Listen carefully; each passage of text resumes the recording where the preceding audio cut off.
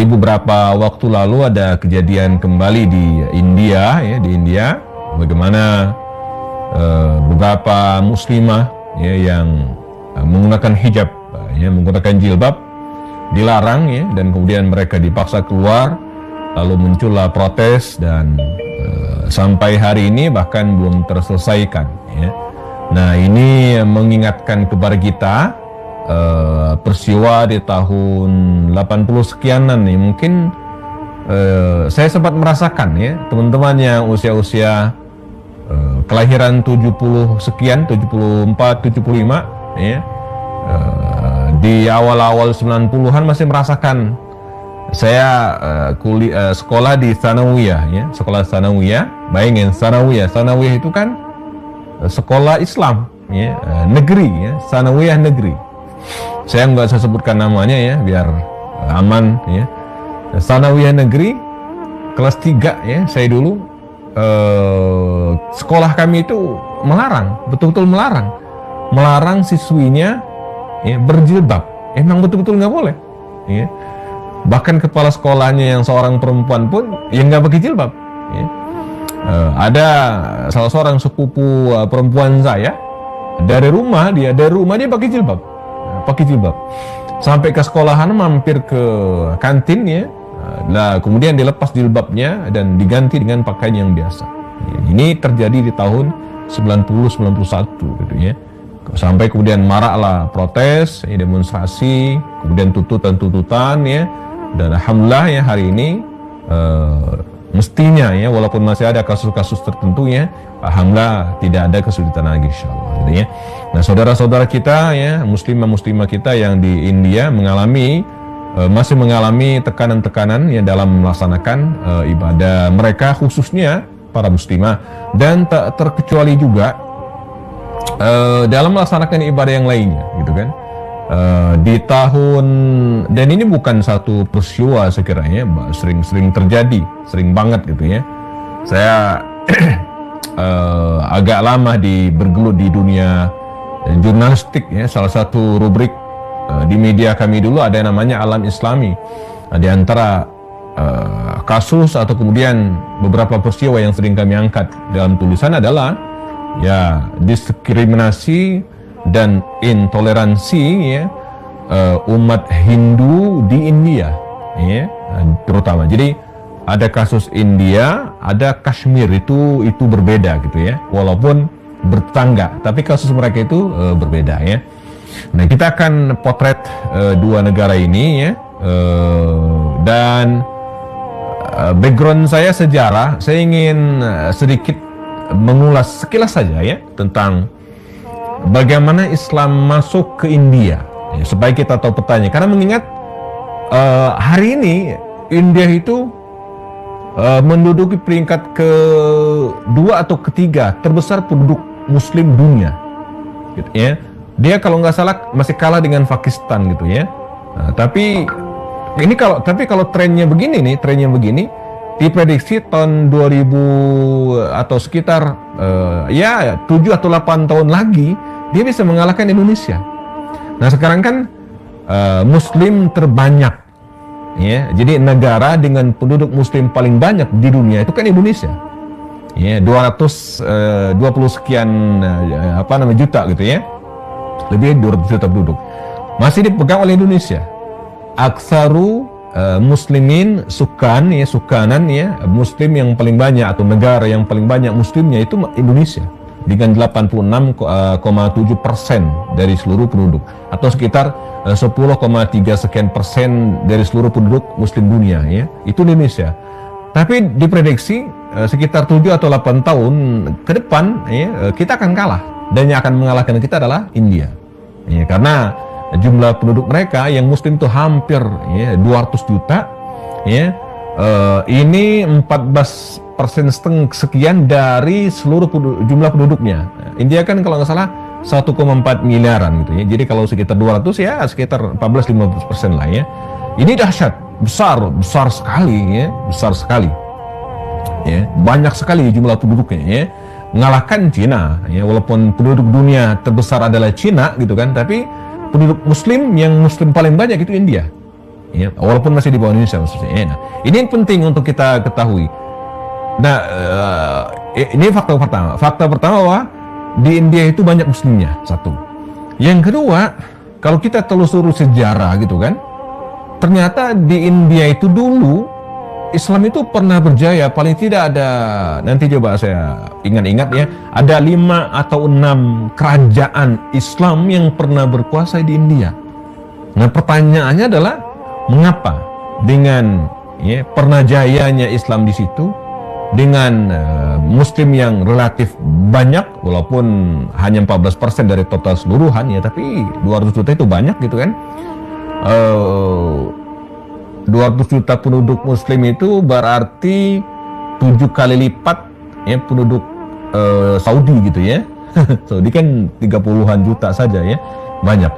Mengapa mereka masih mengalami diskriminasi dan intoleransi? Nah, ini suatu pertanyaan besar gitu ya, yang mungkin kita coba diskusikan nanti ya. Baik. Menelusuri jejak Islam atau masuknya Islam ke ke India, ini sama miripnya dengan menelusuri jejak Islam atau masuknya Islam ke Nusantara. Ya. Fihi khilafat, banyak pendapat. Ya. Di kita terkenal sekali kalau bicara tentang justru ada hubungan dengan India ya. Kelas 5 SD dulu perjalanan kita mengatakan Islam itu datang ke Indonesia dari Gujarat. Gujarat itu kan salah satu kerajaan besar di India. Ya, salah satu kerajaan besar di India itu salah satunya Gujarat. Nah, itu tahun ke Gujarat itu baru ada Islamnya itu abad ke-13 sekian, 1307 sekian gitu kan. Nah, sementara Malikus Saleh itu kan Raja Samudra Pasai itu abad ke-11, abad ke-12 itu sudah ada. Nah, kan lucu. Jadi Samudra Pasai itu lebih dulu berdiri daripada Gujarat gitu kan. Lalu kita sebut Islam datang dari Gujarat. Jadi aneh. Jadi saya termasuk orang yang tidak sepakat kalau mengatakan Islam itu dari Gujarat. Ya, karena Islam Indonesia khususnya, Islam datang Indonesia itu ya, dari Gujarat pertama kali enggak. Ya, justru dari lain. Nanti suatu saat kita ada bahasan sendiri ya. Jadi bicara tentang masuknya Islam ke India ya, saya ulangi sama persis dengan ketika kita menelusuri jejak Islam masuk ke Nusantara. Artinya banyak pendapat. Bahkan ada pendapat mengatakan Islam masuk ke India itu ya satu versi di awal-awal abad Hijriah, awal-awal abad pertama Hijriah. Bahkan lepas pemerintahan Umar bin Khattab di masa Utsman bin Affan. Ya. Umar bin Khattab itu wafat tahun 23 Hijriah. Nah, dia mengatakan tahun 30-an Hijriah itu Islam itu sudah sampai ke India. Ini satu pendapat ya. Pendapat lain mengatakan di tahun pemerintahan Bani Umayyah. Ya, Bani Umayyah Damaskus. Bani Umayyah itu berkuasa dari tahun 41 Hijriah setelah wafatnya Ali bin Abi Thalib sampai tahun 132 Hijriah. Ini rentangnya. Jadi pada fase itulah Islam masuk ke India gitu kan. Catatan lain mengatakan ya dibawa ya oleh para pejuang ya, ada seorang panglima terkenal namanya Muhammad bin Qasim gitu kan, yang melakukan ekspedisi, melakukan perjalanan dan mendaratkan pasukannya ya, walaupun bukan mendarat maksudnya dari kapal pesawat bukan ya, maksudnya pasukannya ya berhasil menginjakkan kakinya di India ya, dan ini mereka kemudian menyebarkan Islam di tempat tersebut, dan sejak saat itulah kemudian Islam ya, hadir di India. Artinya di tahun-tahun masih tahun pertama abad pertama Hijriah ya, tahun 80-an ya, di zamannya Imam Abu Hanifah di era Tabi'in. Nah, dari sini dari berbagai perbedaan pendapat ini kita ketahui bahwa Islam itu sudah lama hadir di India. Ya. Sudah lama hadir di India. Lebih lagi kalau kita lihat peta ya, saya tadi coba share screen ya sebentar ya. Saya sudah buka ya peta tadi. Sebentar saya buka lagi supaya kita kebayang rute perjalanan musafir dan kemudian para pejuang dan dai ya. India tadi sudah saya klik, ternyata ketutup lagi ya map. Ini saya share share screen. Oke. Sebentar.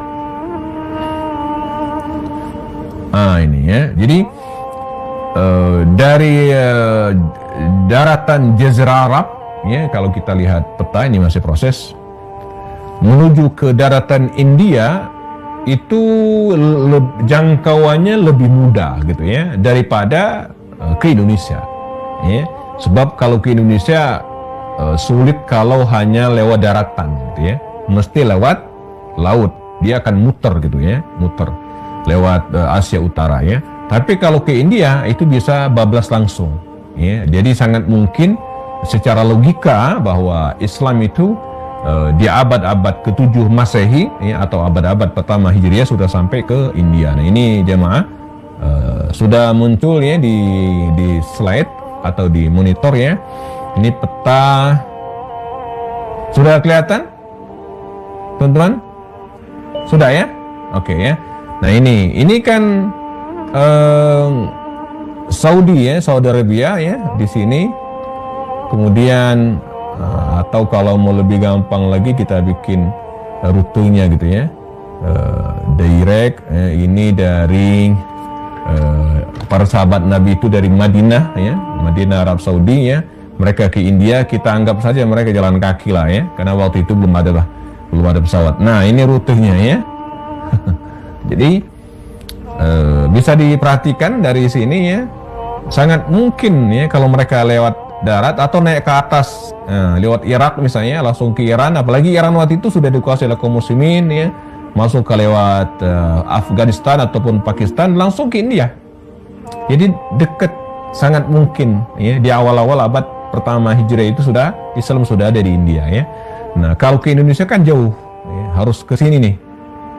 Jadi nah ini kalau kita bicara tentang masuk Islam ke Indonesia, ada yang mengatakan langsung dari Yaman ya, mereka langsung dari Yaman melakukan pelayaran ya, dan langsung ke lewat Sri Lanka sebagaimana jamaah haji kita dulu ya, dan langsung ke Aceh ya, Aceh. Maka di sini dekat Aceh ini ada dua kerajaan Islam. Yang pertama adalah Perlak ya, yang kemudian digantikan setelah itu besannya dengan kerajaan yang kita kenal dengan kerajaan Pasai atau kerajaan Samudra Pasai, yang nanti lanjut ke kerajaan Malaka ya, ke daerah Sumatera, terus langsung ke Palembang, Darussalam, langsung kemudian ke Jawa.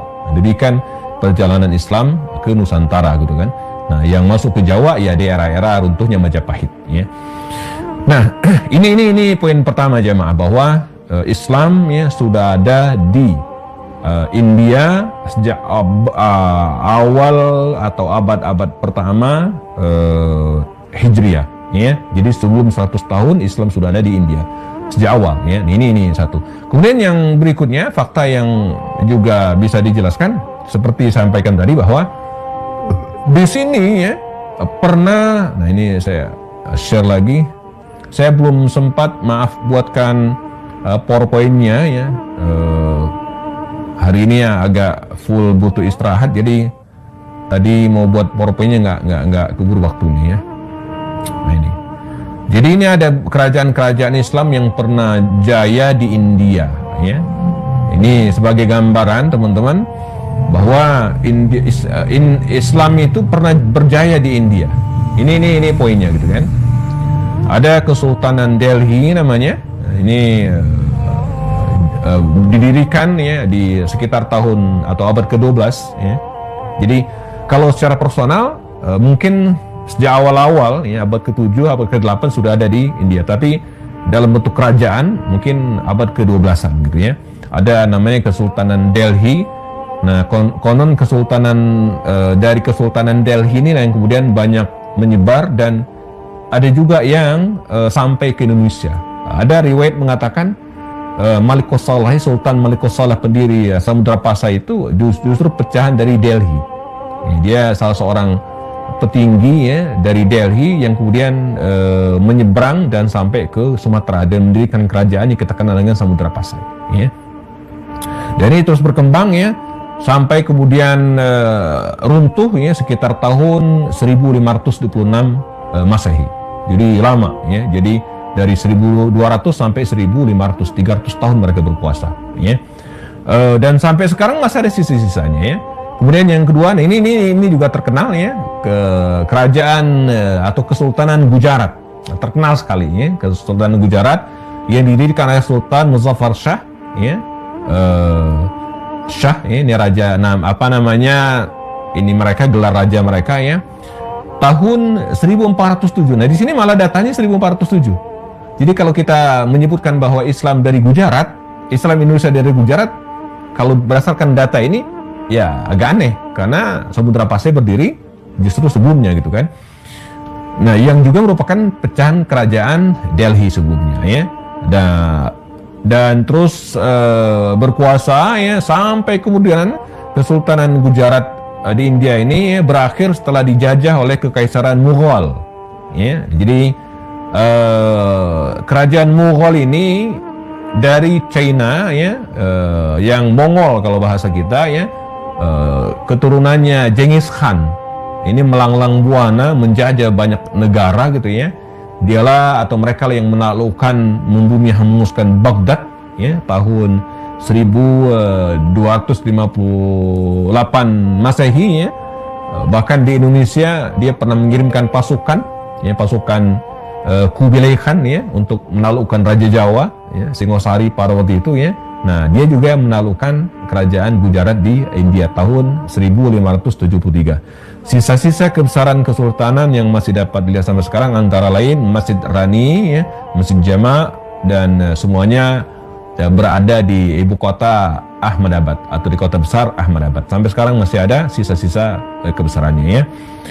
Ada lagi ya Kesultanan Bahmani ya, ini tahun 1347 ya, juga pecahan dari Kesultanan Delhi ya. Pendiri dan raja pertamanya Bahmani yaitu Sultan Alauddin Bahman Shah yang menjadikan kota Gulbarga sebagai ibu kotanya.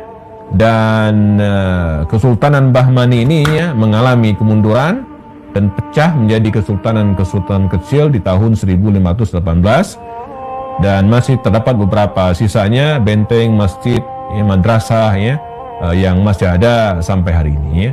Kemudian ada lagi Kesultanan Jaunpur, walaupun tidak seterkenal dua kesultanan sebelumnya, tapi kesultanan ini juga pernah berada atau jaya di kota Jaunpur ya. Dan sisa-sisa kejayaannya masih bisa dilihat di kota tersebut. Ada masjid ya, dan ada sekolah ya, ada benteng ya, bekas mereka berkuasa dulu ya. Berikutnya Kesultanan Bengal yang berdiri tahun 1352. Ini juga raja pertama ada Ilyas Shah, demikian disebutkan dalam riwayat. Dan dia berakhir ya pada tahun berapa ini? Abad ke-16 ya, di era mulai orang-orang Eropa yang mulai melakukan penjajahan ya. Di Indonesia juga mereka masuk sekitar abad ke-16. Nah, terakhir Kekaisaran Mughal ya, Kekaisaran Mughal yang ini yang cukup terkenal ya karena mungkin ditakhir, dan karya seni yang terbesar yang sampai sekarang masih ada adalah Taj Mahal ya, yang sangat indah itu ya. Nah, jadi ada 6 kerajaan yang pernah berjaya di India ini ya, sampai sekarang masih sisa-sisanya ya. Kesultanan Delhi, kemudian Gujarat, lalu kemudian Bahmani, Jaunpur, Bengal, dan Kekaisaran Mughal gitu ya, Mughal ya. Nah, ini ketika runtuh ya kekaisaran terakhir, Kekaisaran Mughal, maka kekuasaan Islam seiring, dan ini bukan hanya di Mughal berakhir ya, hampir di semua belahan dunia kaum muslimin mengalami kekalahan. Ya, mengalami kekalahan dan seiring juga dengan pada puncaknya adalah runtuhnya Turki Utsmani ya tahun 1924 ya, yang diawali dengan 1917 kekalahan mereka dalam Perang Dunia Pertama, dan kaum muslimin di India juga mengalami kemunduran. Ya. Saat itulah gitu kan, sampai kemudian sekarang ya, mereka yang mendiami India sebelum Islam datang, yaitu orang-orang Hindu kembali berkuasa. Nah ini bedanya dengan Indonesia. Ya. Jadi kalau di Indonesia sebelum Islam datang, coraknya kan Hindu, Buddha Hindu, ya Buddha Hindu. Nah ada perbedaan gitu ya. Jadi kalau di India itu mengapa Islam yang tadi banyak lalu kemudian punah gitu kan, pudar, tidak ada lagi? Di antara analisanya karena cengkraman ya, kerajaan tersebut itu tidak mengakar sampai ke rakyat. Jadi beberapa sejarawan menganalisa itu hanya dipegang oleh kalangan elit. Ya. Nah, berbeda dengan dinasti atau kesultanan Islam di Indonesia, itu betul-betul mengakar ke rakyat, gitu kan? Jadi sehingga dia kuat. Ya, dominasi agama Hindu yang sebelumnya seperti misalnya Majapahit. Majapahit itu kan Hindu awalnya, gitu kan? Begitu dia runtuh, ya, karena pertikaian antar saudara mereka sendiri secara internal, dan munculnya kekuasaan atau kekuatan Islam. Tapi kekuasaan Islam itu merakyat. Jadi dia nggak ambil alih kekuasaan Majapahit, rakyatnya nggak dimuslimin, nggak. Sehingga dalam atau pada akhirnya gitu kan, kekuasaan Majapahit ya tidak bisa berdiri lagi karena rakyatnya sudah tidak lagi, mereka sudah muslim gitu kan. Nah di India tidak, jadi mereka kerajaan-kerajaan tersebut bersifat elit gitu kan, sehingga ya kita bayangin gitu kan, yang 1,4 miliar penduduknya hanya berapa 14% gitu kan yang muslim. Kalau kita lihat persentasinya ya. Nah, kalau Indonesia kan enggak. Ya, dari 270 juta penduduknya muslimnya 86-87%, walaupun ini nggak tahu ya. Kalau hitung-hitungan dari SD dulu sih menurut saya terus merosot gitu ya. Saya ingat di SD dulu kalau ditanya berapa persen umat Islam Indonesia, kita akan jawab 90%. Ya, ketika SMP menjadi 89%, ya, SMA 80%, ya, sekarang tinggal 86%, artinya kan merosot. Tapi masih banyak, di India tidak. Tidak gitu kan, jadi tidak bisa mengakar, ya. Mereka hanya bersifat elit saja, ya, kekuasaan-kekuasaan tersebut, sehingga yang terjadi kekuatan Hindu itu semakin besar, ya. Ini faktanya, ya. Nah, bagaimana dengan yang hari ini, ya? Ini saya sempat nanti jika diperlukan saya share ke Bang Hendri nanti beberapa file ini kalau memang diperlukan. Ini fakta ya yang kita lihat. Ini Islam di India, ini kita bisa coba klik sebentar. Ini kondisi Islam di India gitu ya. Bagaimana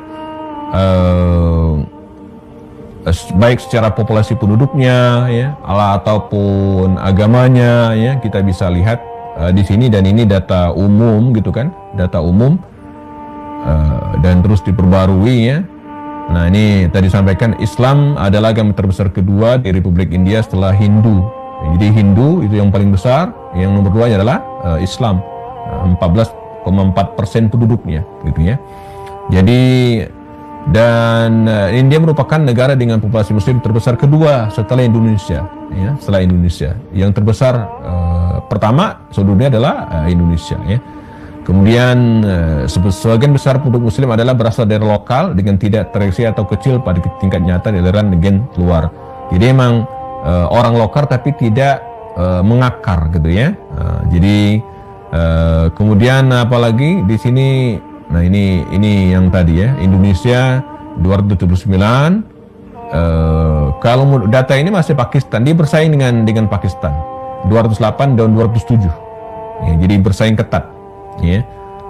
India, Pakistan, Bangladesh, IPB ya. Jadi makanya kalau umrah itu yang paling banyak itu dari Pakistan jamaahnya, ya. Jadi kalau berangkat umroh per tahun itu paling banyak jamaahnya Pakistan. Ya, Indonesia nomor 2. Indonesia nomor 2. Tapi kalau paling banyak belanjanya itu orang Indonesia. Pakistan kalah. Itu ada penelitiannya ya, karena saya sering bimbing jamaah umroh ya.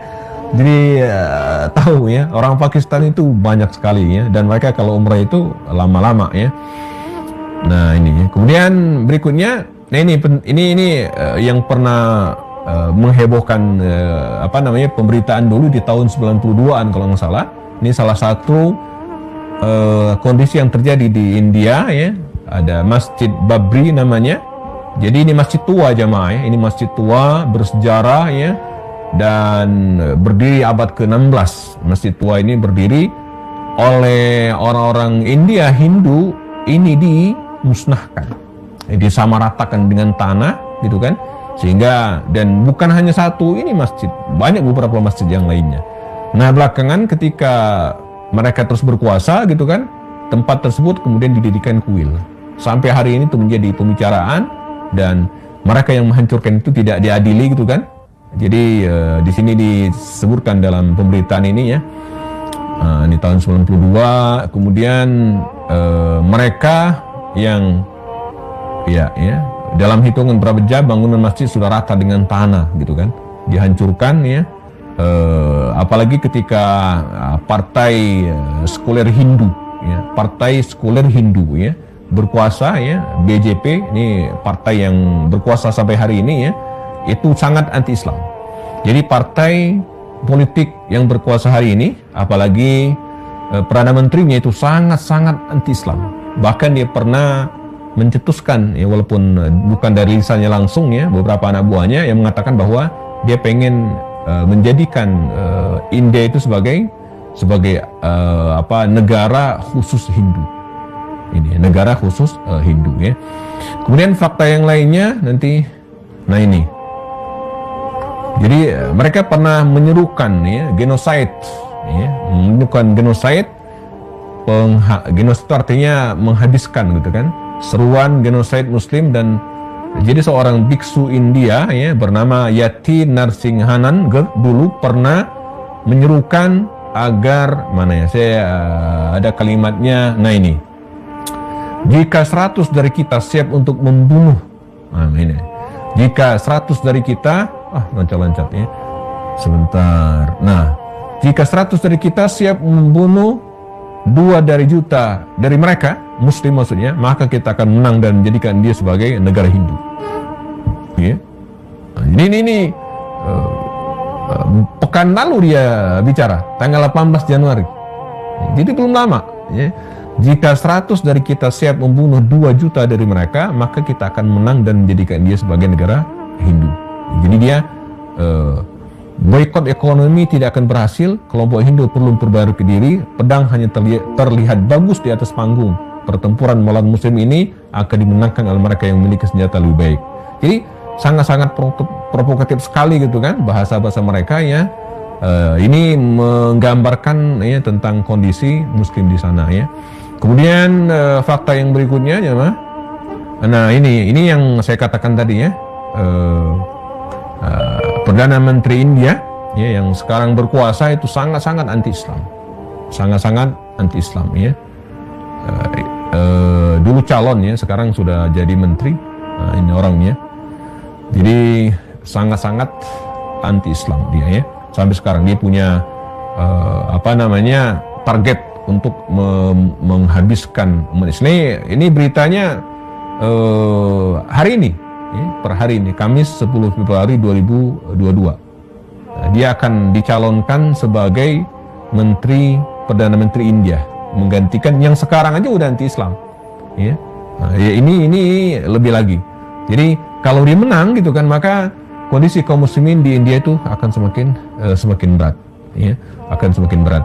Karenanya bagian dari ukhuwah Islamiyah kita ya untuk memperjuangkan ya semampu kita ya. Karena dalam Islam jelas al-muslimu akhul muslim ya, seorang muslim itu adalah saudara muslim yang lainnya ya. Idza ishtaka aduwwun, kalau ada di antara anggota tubuh yang sakit ya, dalam hadis lain mengatakan Masalul mu'mini kamathali jasadil wahid. Perumpamaan seorang muslim itu seperti tubuh yang satu. Idastaka aduwwun, jika salah satu di antara tubuhnya merasakan sakit, maka seluruh tubuhnya yang lain akan merasakan.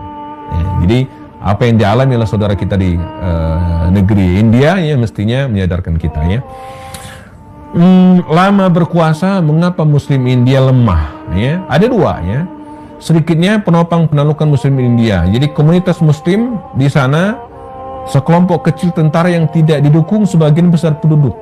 Artinya begini, seperti disampaikan tadi ya, umat Islam bentuk sebuah elit politik, tapi tidak bisa menguasai negeri karena terluas. Ya, jadi apa ya?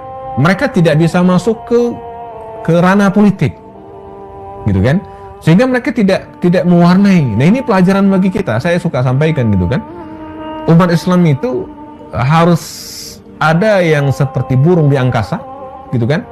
Dan ada juga yang cacing di tanah gitu ya. Jadi berbagi tugas. Jadi jangan cacing di tanah semua. Harus ada juga yang mewarnai politik. Harus ada yang duduk di parlemen gitu kan. Harus ada yang jadi gubernur. Harus ada yang jadi menteri gitu kan. Nah mereka ini tidak tersingkirkan gitu kan. Tersingkirkan. Sehingga mereka tidak, walaupun dulu pernah berkuasa, tapi tersingkirkan gitu kan. Yang kedua, struktur politik India sebelum Islam tetap bisa dipertahankan. Jadi beberapa penguasa lokal dan elit keagamaan tetap mempertahankan kekuasaan politik lokal mereka ya.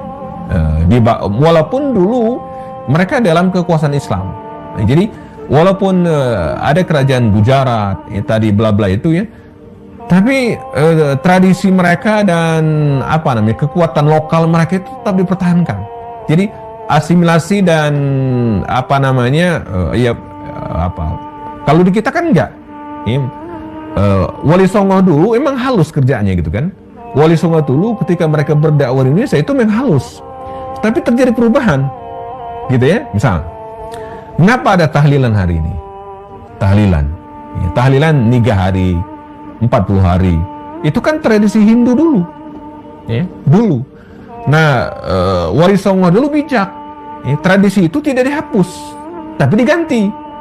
Ya kan? Ngumpul-ngumpul beberapa hari pasca kematian seseorang, ya, mereka dulu bakar kemenyan gitu kan, jampi-jampian dan tradisi-tradisi Hindu gitu kan. Nah, oleh ulama-ulama Islam gitu kan, mereka itu tetap, tapi diubah dengan baca Yasin, baca tahlil, sehingga Hindunya hilang. Nah, mereka di sana enggak. Sehingga ketika Islam kalah, ya mereka naik lagi. Di kita kan enggak. Alhamdulillah gitu ya. Jadi dahsyat. Wali Songo dulu pinter gitu kan. Masuk dengan soft, halus gitu kan. Budaya masyarakat itu tetap dipertahankan, tapi diubah gitu kan. Dengan nuansa Islam. Sehingga andai suatu kekuasaan Islam melemah, tapi di masyarakat sudah tidak Hindu lagi. Sudah tidak Hindu lagi gitu ya. Nah, di India tidak. Mereka ya tetap menjaga identitas mereka sebagai non-muslim.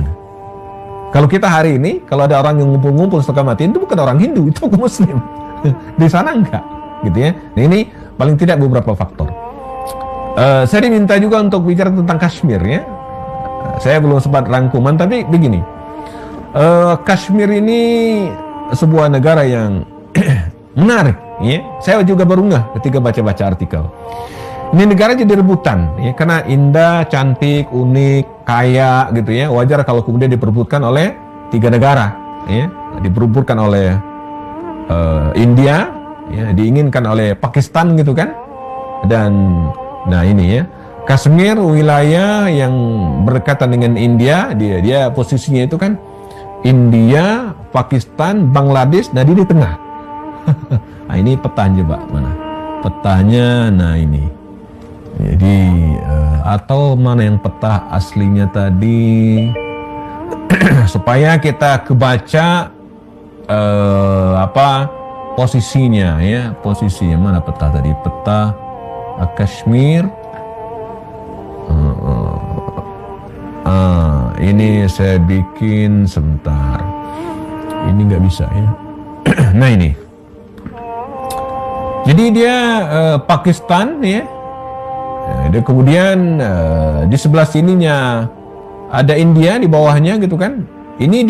Jadi dia diperebutkan oleh India dan Pakistan, daerah Kashmir ini, daerah Kashmir. Dikenal dengan Jammu dan Kashmir. Jammu dan Kashmir ini wilayah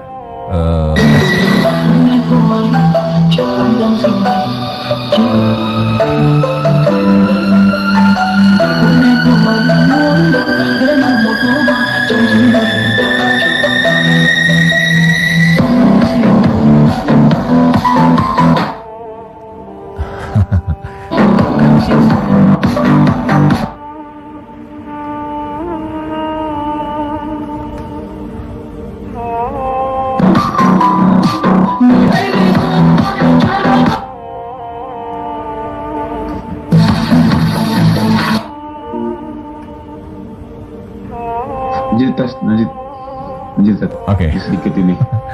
Bocor ya? Iya. Oke. Yang udah spam, Ustaz. Kenapa? Wah, akhirnya ada spam nih.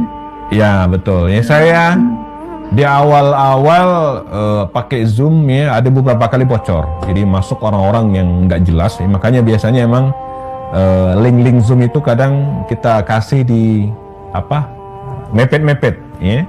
Jadi sekitar beberapa jam sebelum kajian baru kasih linknya.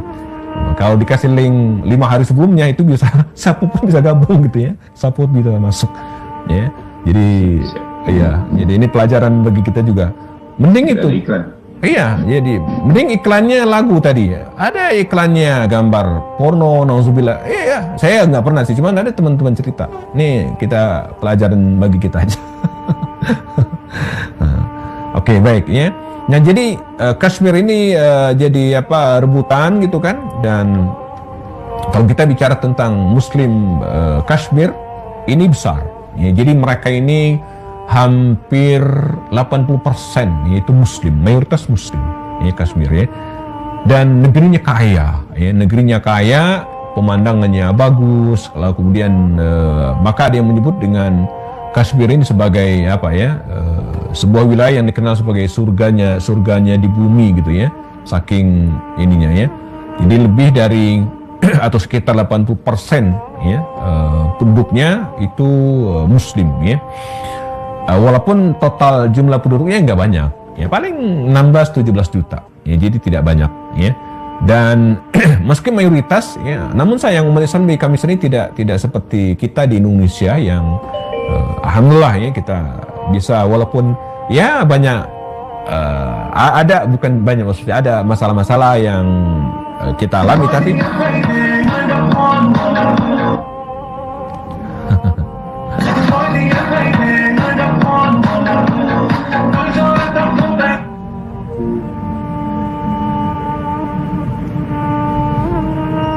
ya.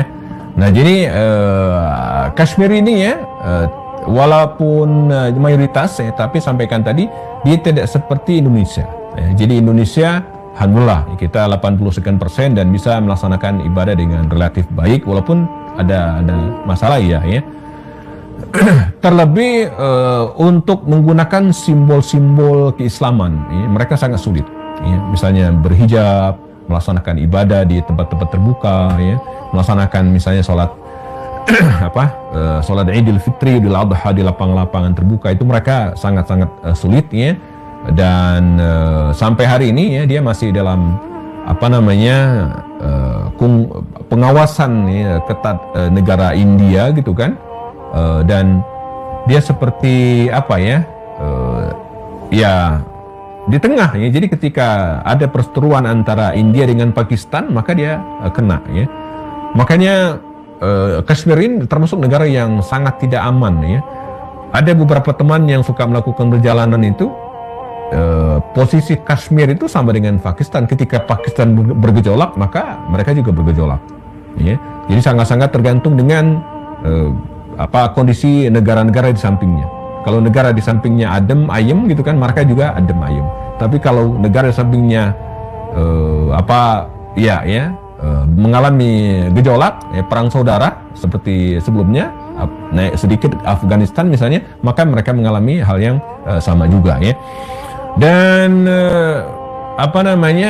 walaupun Kashmir ini sudah lama Islamnya gitu kan, di akhir di masa kejayaan Turki Utsmani ya, Kashmir ini sudah Muslim ya, 100% Muslim sempat ya, dan sampai runtuhnya Turki Utsmani mereka tetap bisa mempertahankan keislaman mereka ya.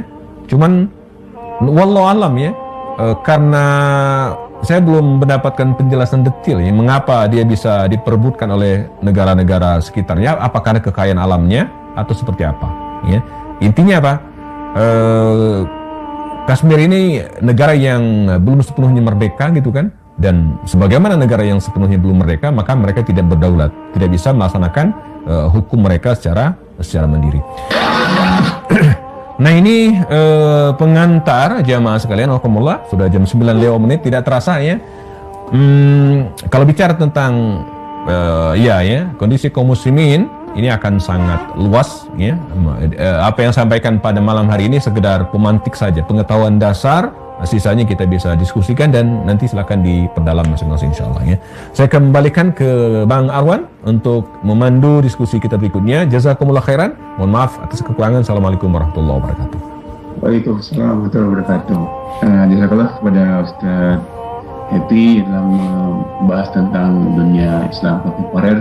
Semoga kita menambah wawasan kita dan juga kita bisa memahami bahwa masih banyak ya di dunia lain ya, tempat yang lain yang selalu butuh dakwah kita ya, dan juga jangan sampai kita stuck dengan dakwah kita di sini. Kita juga perlu tahu bagaimana perkembangan di dunia Islam khususnya di luar. Baik, sahabat Indonesia, mungkin ada yang mau tanyakan sampai sini, bisa melalui kolom chat atau melalui langsung di raise hand. Ada yang mau tanyakan? Seperti Indonesia. Depannya jelas sekali Ustaz. Ya, saya kasih waktu, mungkin hitungan ketiga ya. Hitungan ketiga. Tadi ada mungkin kita cukupkan aja ya. Iya, silakan. Nanti mungkin kita lebih malam Jumat lebih khusyuk gitu ya, insyaallah ya. Saya hitung sampai 3 ya. 1, 2, 3. Ada pertanyaan? Saya ulang kamu saya NOC atau mungkin di YouTube channel ada yang mau tanyakan? Tidak ada ya? Kayaknya. Oh, kalau tidak ada mungkin nanti bisa dikirimkan filenya nanti ke Pak Hendri ya. Jadi bisa kita share ke teman-teman disabilitas lainnya. Insyaallah. Terima kasih atas perhatiannya. Mungkin mohon izin kepada Ustadz untuk memberikan doa untuk sebagai sekaligus penutup di kajian kita hari ini. Oke, baik. Bismillahirrahmanirrahim. Jamaah sekalian, alhamdulillah. Kita cukupkan ya dengan bacakan doa. Silakan mengaminkan dari tempat masing-masing. Semoga di malam yang penuh berkah ini semua hajat dan keluhan kita ya diberikan kelapangan oleh Allah Subhanahu wa taala. A'udzubillahi minasyaitonir rajim. Bismillahirrahmanirrahim. Wassallam waradiyallahu min sadatina wa sabi Rasulillah ya ajmain walhamdulillahirabbil alamin. Hamdan syakirin, hamdan na'imin, hamdan yuafi ni'amahu yukafi mazidah. Rabbana lakal hamdu kama yanbaghi li jalali wajhikal karim 'azim sultanik. Allahumma rabbana zalamna anfusana wa illam taghfir lana wa tarhamna lanakunanna minal khasirin. Allahumma rzuqna ilman nafi'a wa 'amalan mutaqabbala wa rizqan halalan tayyiban mubarakan ya rabbal alamin. Rabbana hab lana min azwajina wa dhurriyyatina qurrata a'yun waj'alna lil muttaqina imama. Allahumma rabbana ij'alna muqimis salah wa min dhurriyyatina rabbana taqabbal du'a. Rabbana atina fid dunya hasanah wa fil akhirati hasanah wa qina azaban nar walhamdulillahi rabbil alamin. Ya, alhamdulillah, sebelum kita tutup, saya ucapkan jazakumullah khairan jazaa pada sahabat Indonesia telah hadir dalam Zoom meeting hari ini dan di YouTube channel. Mohon maaf tadi sedikit ada iklan ya. Mudah-mudahan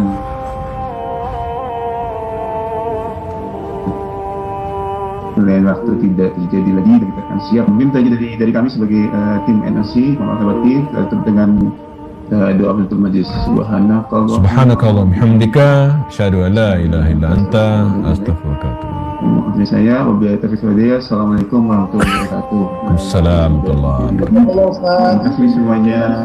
Sama. Saya bersama dengan Subhanaka wa bihamdika asyhadu an la ilaha illa anta astaghfiruka. Saya Remi, ya, minta nomornya Ustadz bisa? kami Ustaz. Nanti ke Pak Hendri nanti salah. Ustaz Alfi ya. Oke. Saya pamit. Oke, oke. Ya, assalamualaikum. Waalaikumsalam. Aduh.